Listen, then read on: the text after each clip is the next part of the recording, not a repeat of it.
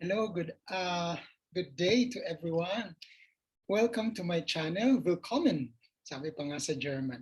Before I start our discussion or my presentation with financial planning, the next step, I would like to give thanks, shout out to. By the way, I cannot say his name because he's my client. So he's the one who actually encouraged or inspired the first video that I posted last I don't know 2 months ago, and because of that, I'm going to give him a Starbucks tradition. So this is a mug with a pouch, and I'm also planning to give away for the up if I reach 100 subscribers. So let's make this serious now. Perhaps I'll give this another one. Planner, or perhaps I think I can still manage to get one more. So we'll see. So just comment, like, and subscribe, and let's make this a productive discussion on financial planning. So kindly comment down below. Oh, ayan, no? Vlogger na talaga. Okay, so let's start our discussion for this session. So today we're going to discuss about the next step in financial planning, and that is to know your financial status and improve your financial status. Let me present some slides here. So let's discuss now the second step for financial planning. Let me introduce myself now. I'm Daniel Vicario. I'm assistant prof, and I'm a part-time financial advisor and certified investment advisor of ProLife UK. So that's my affiliation. This is not about university, so I did not include my university, but I'm also teaching full-time in the university. So the next step in financial planning, know and improve your financial status. Alamin ang ating financial status, at pag alam na natin, if we know our financial status, then we can improve it. Look for ways how you can budget, you can save a bit, okay? So know and then improve your financial status. Let's have a sample here. During one of my webinar, one of the participants asked me, how am I going to budget 8,000 income for the whole family? So the husband is earning 5,000. The wife is earning for part-time laundry service for their neighbors, for some other client. So she is earning 3,000 and they don't have other business investment others. So the total income for the whole family is 8,000. Now, this is what the expenses they have. So for food and groceries, 4,000, utilities, 1,000, transport, 1,000. So only the father is spending much of the transport part because the mother is, her clients are within the village, so walking distance. Clothing, they are already assigning 300 for clothing because next in a few months the school the kids will be in face-to-face. Okay, as of now they can still say because it's work from the kids, the students are still at home, so they don't have that expenses for clothing for the kids. Allowance, they are allotting now 300 later on for face-to-face. For medicine and checkups, medical needs, only 300 pesos. Now the total is 6,900. They don't have loans on other expenses anymore. No more recreation. Okay, so the total expenses are 6,900. So net income 8,000 minus expenses 6,900. The net income of the family is 1,100. Question: is it financially healthy? Is it okay, or is it not healthy? Okay, it is healthy. Now, if your income is equal to the expenses, it's not healthy. No savings. What if you will need some money in the future? Emergency, diba? So you have to think of your finances. So this is not good. If your income is equal to your expenses, no savings. Now, if your income is less than expenses, that's not healthy at all. So you need to find ways. You need to look for other sources of income, part-time, whatever. So you need to do something for that. That's not healthy. And most of the time you will end up having debt, utang. Utang ang kalalabasan dyan. So this for example, earlier, the net income, they have extra. So here, if the income is higher than the expense, that's a healthy cash flow. That's good. Very good. Okay. So for this family, the financial planning is not about having money or too much money. It's about how you manage your money. So even if you have a portion, small amount of salary or income, you can do something about that. You can budget it straight, list everything, di ba? Lahat ng binibili, lahat ng pinagkagastusan, and then you can track it, track your expenses. Okay, so again, it should be income higher than the expenses. That's a healthy cash flow. Okay. Now, usually this is the typical, savings mentality. Siguro a lot of Filipinos are having this kind of mindset, no? So, if they receive their income, bili agad ng mga pangangailangan sa bahay. So, and they think of expenses first. And then kung anong matira, whatever is left, that's our savings. Okay? What if there's no more left? Naubos na pagbili. Does it mean no savings? So that's not good. Okay? Now, I'm going to introduce to you a different mentality. Okay? We can say it's an ideal savings mentality. Once you receive your income, think of a savings amount that practically you can do routinely, sustainably. So savings first. Think of the savings first. When you receive your income, a portion of it to savings. It can be 10%, 20%, or if you have other plans in the future, 50%, why not, if you can. But 5%, okay, but I don't think it's, I would highly suggest 10%, di ba? Kasi later on, we will have some needs na unintended or unexpected, so it's better to have something. There's financial confidence if you have more savings. And then you can, whatever's left, once you save already, whatever's left, then you can budget it for your expenses, for your needs. I have some budgeting talk tips on my first YouTube entry, and that is the 50, 30, 20 rule. You can check that. Okay, so ideal savings is save. Ideal savings mentality: save first, then expenses. Again, save first, spend later. Ganyan, tatak niyo sa puso yan. Save first, spend later. Okay, so now let me share my story. And I hope you can learn something about my struggles in Germany that not a lot of people know. So I hope you can learn something from this story. So when I was in Germany, 2015, September, I arrived in Germany and I worked as a research scientist.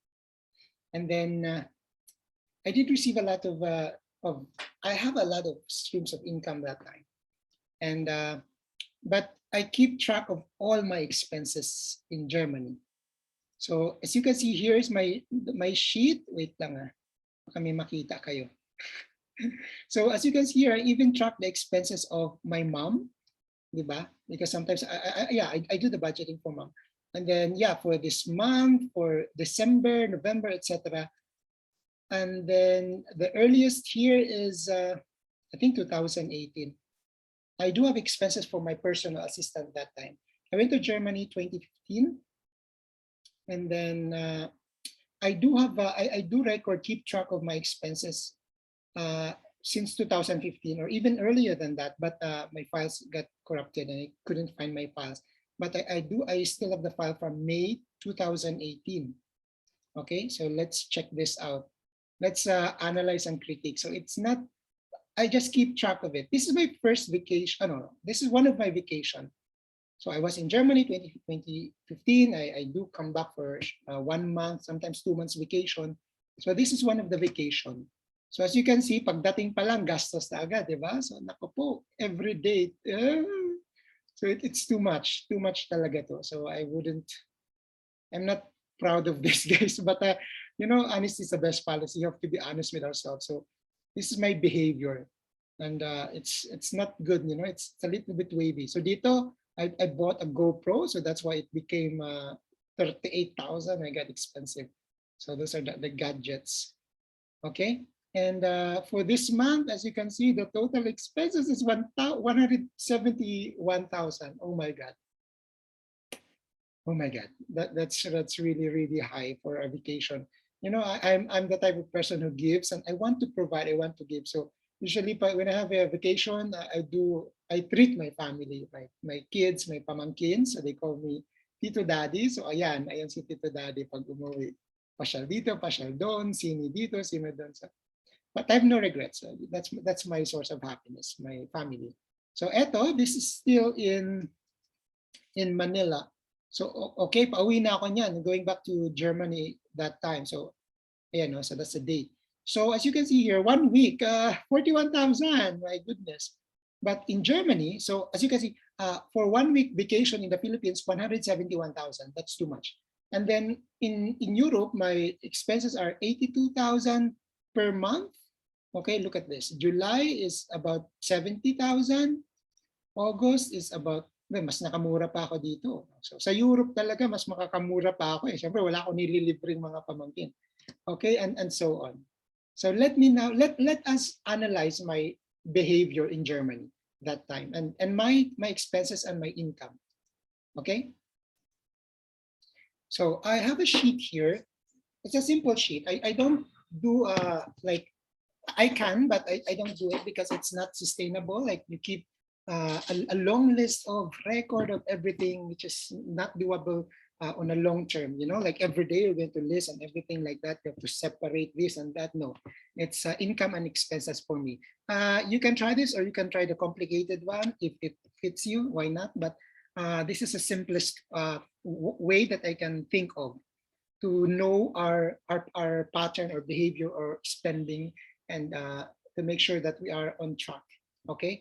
So in Germany, I have a salary, and you have a salary. It's a part-time scholarship, a part-time employed. Because if you're a PhD student, you are like part-time employed by the university. So I'm earning about 85,000 pesos converted already to Philippine peso. And it's only part-time. So can you imagine the scientists there? They're earning really good. They're earning really good. I could have stayed there, but for nation building, guys. And my loyalty to my university. And I love teaching, so I have to go back. In the Philippines, I'm still earning that time, 60, let's say 65,000, usually 63, 67. So I do have some business. I'm a life insurance agent. Before I left for Germany, I do have a lot of clients already. I've been a life insurance agent for 1 year that time, and then now almost 8 years now. So I was able to maintain my license for a few years. Whenever I go back for vacation, na ano ko siya, na sustain ko siya. So I'm earning, I think around, pataas kasi siya ng pataas, and then later on, wala na akong new clients, so hindi na siya ganun kataas. So let's say 50,000. Umabot pa yan ng 70, pero yung last time parang nasa 35 na lang. So to have a conservative approximation, let's say 50,000. So that's my income from Germany, from the Philippines, and from the Philippines also my business. I do have some investment, so it's also earning that time, but I allotted it for future use, so I will not include it in my income because I'm not going to use it. I'll reserve it for future use. And others, by the way, for the rental, I have 2 condo units. I supposed to have it rented, but when my family needs it, my pamangkins need it, one of my pamangkin, I just allow her to stay, to support her, because she's a young professional, and I am proud that she is now abroad also earning. So I'm happy. It's not a wrong decision. Family is I don't conduct business with family. Like if I can give, I just give it. Okay. Others. So this is the total income I have. Food and groceries in Germany, mura lang kasi ang bilihin sa Aachen, where I live, Aachen, Germany. So it's a border city between Belgium, Netherlands, and Germany. So the the foods there are relatively cheap. So for groceries, I can spend like 10,000 pesos. For utilities and the rent, about 20,000 pesos. Kasama, included here are the electricity, which is relatively cheap as compared to the Philippines, and also the internet. So I'm paying less for internet there than the internet here, which is slower. The internet in Germany is very fast. For transportation, so for transportation, we actually pay for our unlimited bus and train ride in Germany as a student. For kasama na siya sa, it is included in the semester payment for the tuition fee, which is like around that 11,000, 12,000 pesos. So very cheap. The education there is cheap, very cheap. More, it's cheaper than the education in the Philippines.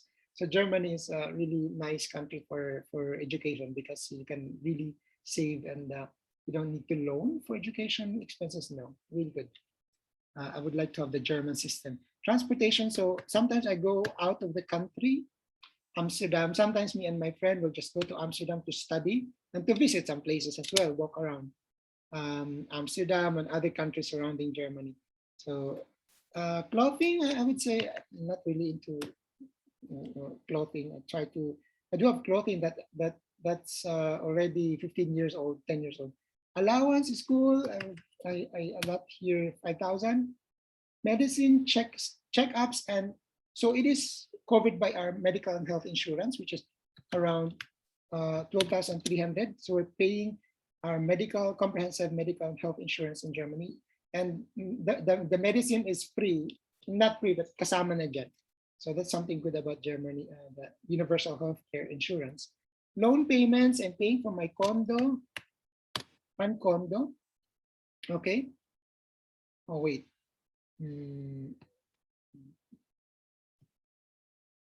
I have another condo pala. So recreation, I do travel a lot in Germany that time. So others, I'm paying for my 3 insurance policies, and I give salary to my salary, not salary, but allowance to my mom. So yun lang. These are, I think I might forget something, but I will not declare everything here.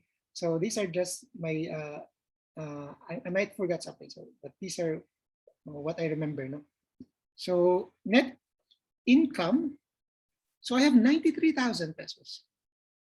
Wait, I think loan payments kasama dapat yung isa kong condo, it's 13,000, 20, 30. Or isa kong condo, 30,000.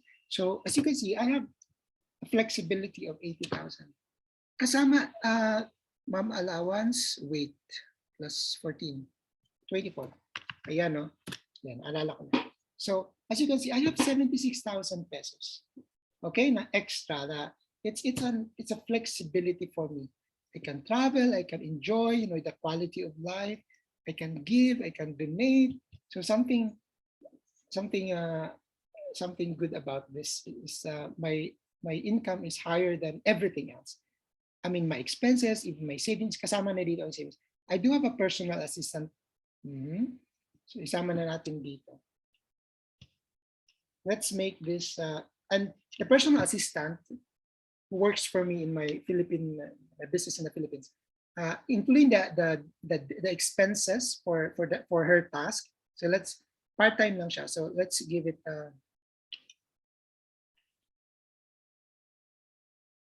magastos din minsan yung travels. Actually, as you notice, I have a separate sheet for my personal assistant. But let's just make it 30. Part-time lang kasi siya per day. I'm paying per day. So even if, included other things, I still have more. So I still have higher than my total expenses. So this is something good. 2018, my contract ended. I was trying my best to find job part-time, in Germany, and I couldn't find. It was hard because I have made one big mistake. I did not learn the German language. So it's really, really challenging for me to find a part-time job in Aachen, because you need to speak their language, and Germany is not like a English language, English speaking country. Their main language is still German. So it's the challenging part, the main mistake that I made when I did my studies in Germany.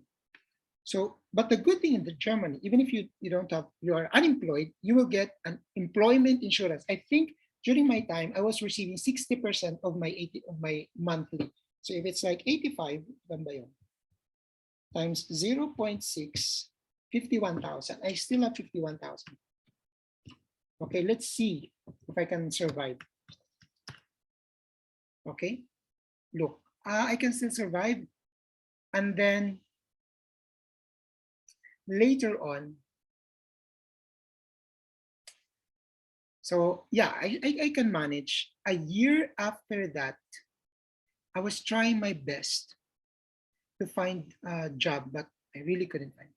After a year, the unemployment benefit, because I'm not a German citizen, so there's a limit. It becomes zero. It's gone. 1 year. Before that, I was really trying hard. I finished the A1, A1.2, B1, and then nasa B2 na ako eh. But there's a limit. And then I'm still receiving my salary from the Philippines. But look, it's negative already, which is not good. A year after that, this becomes zero. Look, how can I manage this? I did try my best. And a few months after that, zero. That's the biggest failure in my life. Like it, there are times that I cannot sleep because of this. But the good thing is, I need to think. The good thing is I have a condo unit. That time the unit price is about 2.2, but it was a rush sale. I need to to sell as soon as possible, because if you apply for extension of visa as a student, you need to show money. And you need to show at least, actually, I think around 800,000 pesos, or let's say 100,000 for 1 year, for 1 year as a student in Germany. So you need to show proof that you can survive. So I was able to sell, rush sale, which is not good, but I have no choice. Yeah, so I allotted 1 million for that. So, but this is only good for 1 year. I was accepted in a university to teach part-time, and hopefully I will receive like 400, 500 euro, something like that. I could have. So let's say this is a saving. Let's delete the 1 million. Not enough. So 800 million, 1 million. Okay. This is my financial confidence. At least hindi ako namulubi. Okay. I'm receiving nothing. I did not receive anything anymore, including my business, because I cannot go back to the Philippines. So I cannot renew my license. I cannot meet new clients because it's required to have a minimum client per year. For 4 years, I think I was able to manage it. So I was able to maintain my license, but nothing. So yun. And then I can only survive for 1 year for this. And I did some part-time tutorials, so sometimes 40 euro per week times 4 times 56, about 8,000, let's say 9,000 per month. I'm going to delete this first. Kung may 1 million ako, 1 million, have to survive for 1 year divided by 12. So parang dapat may 80,000, 83,300. But I have to keep it in my bank. Negative pa rin. Really bad. Okay. But I was really trying. I got accepted, but they say that I have some issues with my visa. And then later I get accepted again, and there are some, and then they took another person because yeah, I'm not German, so they have to prioritize Germans. And then pandemic came, so I went back home. So that's my story. It's not it's not easy. I've been there. I accepted it already that it was a failure, but I made a lot of mistake, but I learned a lot from it. You know. Okay. So I went back to the Philippines September 2000, 2020, 2020. Tama, 2020. September 2020, and almost zero. But no, I have insurance policy and I have investment. So let's go back to, so perhaps next video I will tell about how I was able to manage, because this video is getting too long already. So that's the thing. You know, marami tayong mga mistakes na nagawa sa buhay. Even if we, yeah, I did save a lot, no? I save a lot, but even job, even your, kahit gaano ka kagaling, because I did try my best. I studied hard, I worked hard. Still, there are situations where you are put into and you will be tested and challenged. So yeah, anyway, let's end this something negative. So I'm going to start my sharing. So I hope you learned something, no? The most important, the right thing that I did is I keep track of my expenses ahead of time. I was able to plan what to do. Okay, next month, I think I'm not gonna survive Germany. So I have to do something, not next month, but a few months before that. And that's the beauty of tracking your expenses. Know your financial status, know your limits, and find ways to improve it. Okay, so thank you very much, and I hope to see you again in my next video. Hopefully next week I'm going to tell you the story of my recovery. Recovery na tayo next week, hopefully. Okay, so see you again. Choose. I hope you like my video, and subscribe. You should. I hope you learn from my video, my sharing, and kindly subscribe if you want. Subscribe and comment or give some suggestions, questions. Okay, choose. Auf Wiedersehen.